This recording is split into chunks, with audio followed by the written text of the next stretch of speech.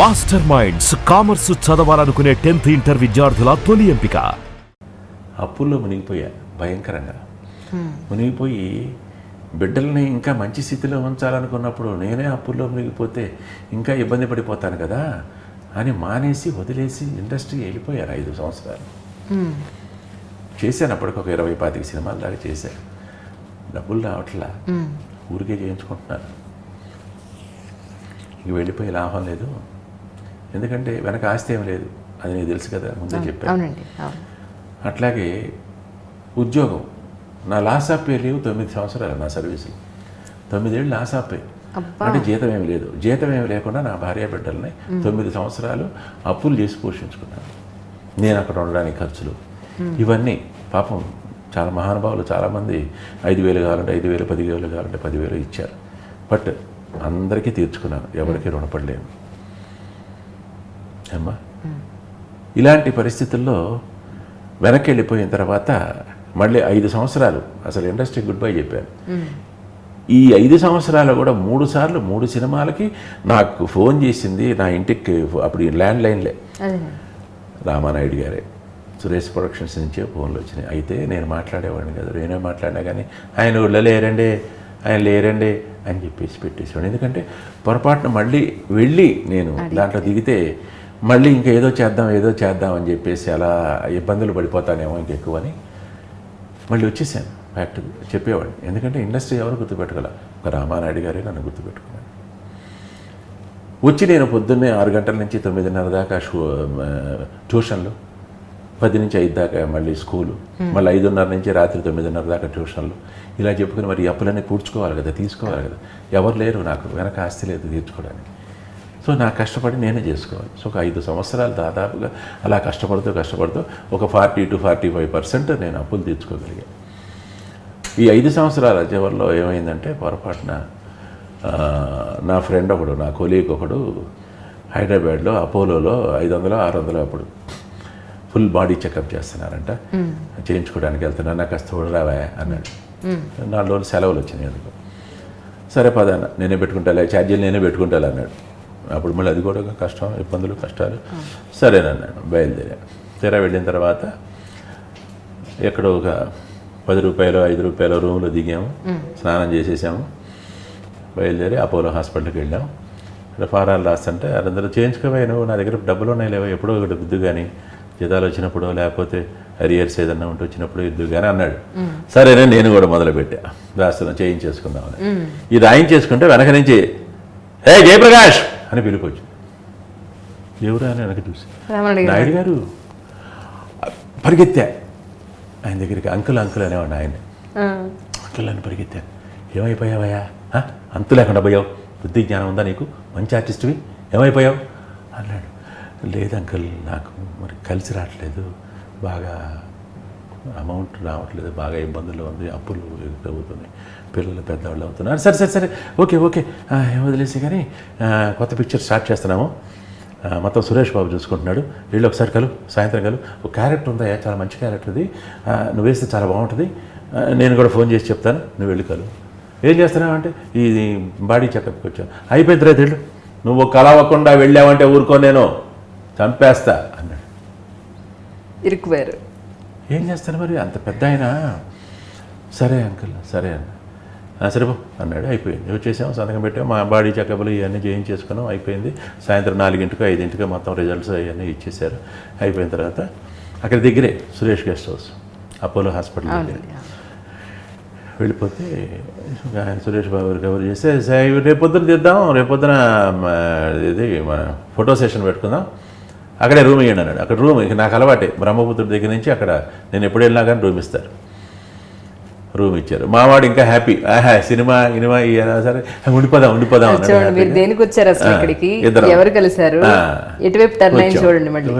తెల్లవారి పొద్దున్నే 9 ఏమో ఫోటో సెషన్ పెట్టారు స్టూడియోలో, రామానాయుడు స్టూడియోలో. ఫోటోలో 50 ఫోటోలు తీశారు, పంచాయి ఇవన్నీ కట్టి మీసాలు పెట్టి ఇవన్నీ చేసి అయిపోయింది. సరే ఇంకా అయిపోయింది, బయలుదేరి వెళ్ళమన్నా. వెళ్ళిపోయాను. 3వ రోజు రాత్రి జయంత్, దానికి డైరెక్టర్ జయంత్ పరాంజిపే ఫోన్ చేశాడు. Congratulations, heroine father main villain select అయ్యావు అన్నాడు. షాక్ నాకు. అదే ప్రేమించుకుందాంరా నిజంగా భయపడతారు సార్ ఆ సినిమాలో మిమ్మల్ని చూసిన వాళ్ళు. హీరోయిన్ ఎంత సినిమాటిక్గా జరిగింది నా జీవితంలో ఇది.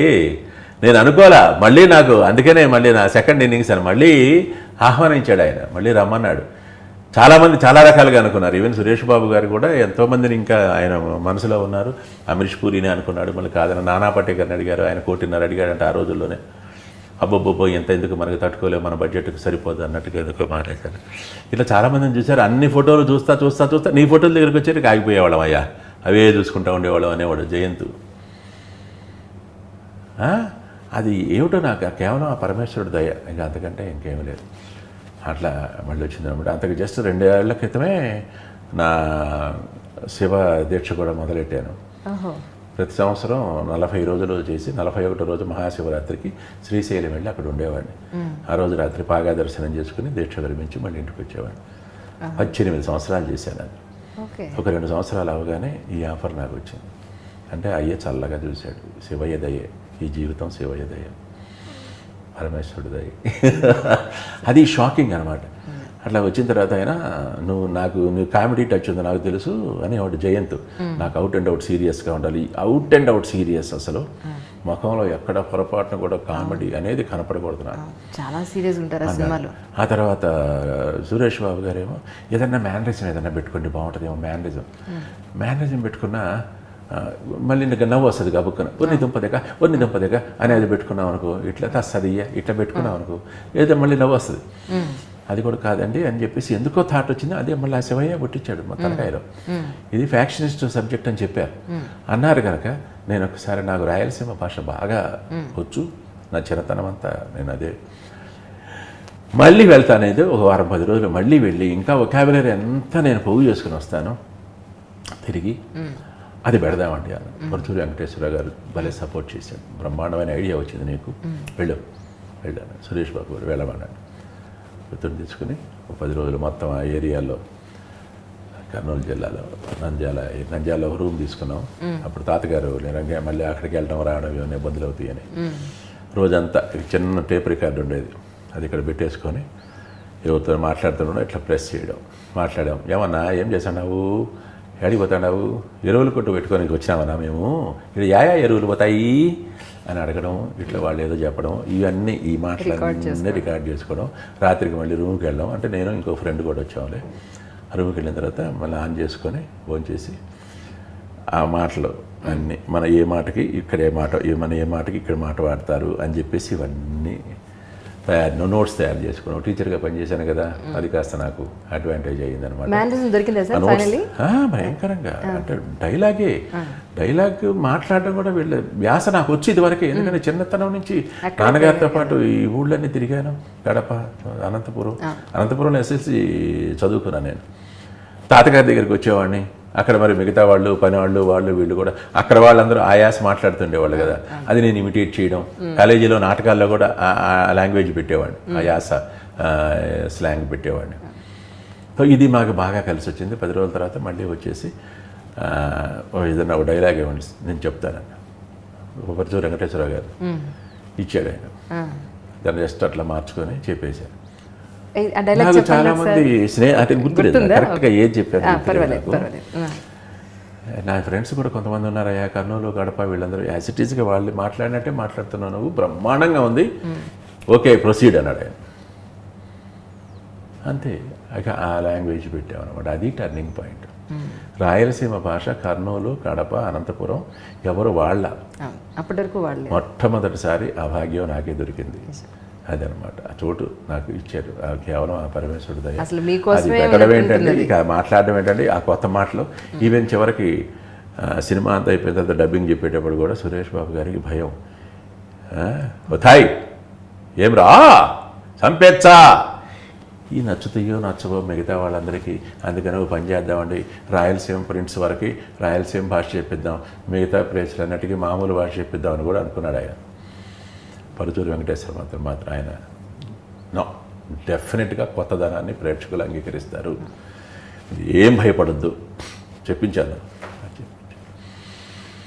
ఇంకా అది సూపర్ హిట్ అయింది కదా, 25 వీక్స్ ప్రేమించుకుందాంరా. అది మళ్ళీ నాకు సెకండ్ టర్నింగ్ పాయింట్ అన్నమాట. మొట్టమొదట బ్రహ్మపుత్రుడితో అది మన సురేష్ ప్రొడక్షన్సే. తర్వాత ఇప్పుడు దీంతో అది టర్నింగ్. ఓహో ఒకడు ఆర్టిస్ట్ వచ్చాడు రా, బ్రహ్మాండమైన ఆర్టిస్ట్ వచ్చాడు అనే గుర్తింపు. ప్లస్ వీడి లాంగ్వేజ్ ఏదో భలే గమ్మత్తుగా మాట్లాడాడు, రాయలసీమ లాంగ్వేజ్. రాయలసీమ వాళ్ళందరూ మావాడే మావాడే మావాడే అని ఫీల్ అయిపోయారు.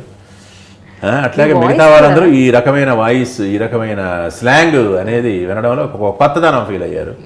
దాంతో ఇక అట్లాగా ఆ తర్వాత ఒక 2 సంవత్సరాలకి సమరసింహారెడ్డి నెక్స్ట్ ఇయరే, ఇది 97 ఇది రిలీజ్ అయింది.